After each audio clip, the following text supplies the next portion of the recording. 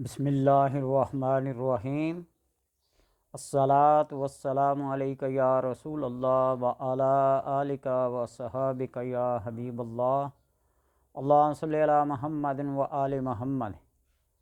اللہم صلی علی محمد وآل محمد۔ امراض جسمانی کی اس محفل اور نشست میں آج ایک اہم بیماری جو لگ جائے تو کئی ہفتوں تک ہوتی ہے اور بے چینی اور بے کیفی بڑھ جاتی ہے۔ کھانا پینا انسان کا مشکل ہو جاتا ہے۔ وہ بیماری ہے ہچکی۔ اگر کسی شخص کو ہچکی کی بیماری لگ جائے جو انتہائی خطرناک بھی ثابت ہو سکتی ہے،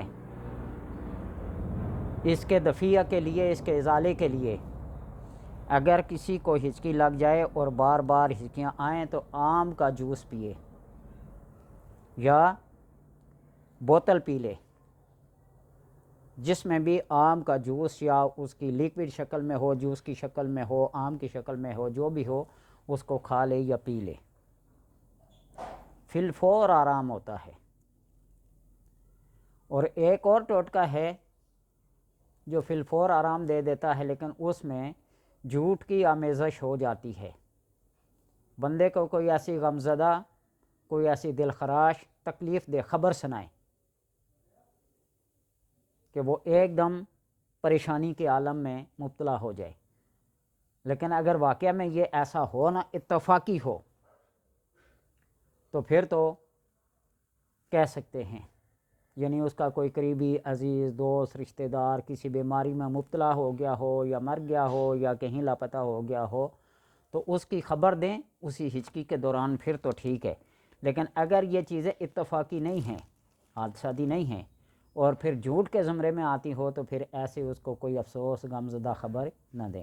اس کے علاوہ بے شمار اور چیزیں ہیں، کوئی چیز کھانے پلانے کی دے دیں، کوئی چیز اس کو سنگھا دیں، جس ست پودینہ، ست اجوائن یا کوئی ایسی چیز ہوتی ہے، اس کے سونگھنے سے یا کافور کے سونگھنے سے بھی یہ بیماری جاتی ہے، وقتی طور پر بند ہو جاتی ہے۔ روحانی علاج اس طرح ہے اس کا کہ اگر کسی کو ہچکی لگی ہوئی ہو تو اپنے دونوں آنکھوں کو بند کر لیں، دونوں آنکھوں کو بند کر کے ان دو جگہوں کے درمیان، بھوؤں کے درمیان تصور سے بسم اللہ لکھیں۔ آنکھیں بند کر کے آپ یہ تصور کریں کہ ان دو جگہوں پہ بسم اللہ لکھ رہا ہوں، اور یہ بسم اللہ کا لکھنا یا صرف اسم اللہ تصور میں لکھیں تو اللہ تبارک و تعالی اس بیماری سے نجات دے دیتا ہے۔ اور لکھتے ہوئے اپنی سانس کو بھی تھوڑا سا روک لیں۔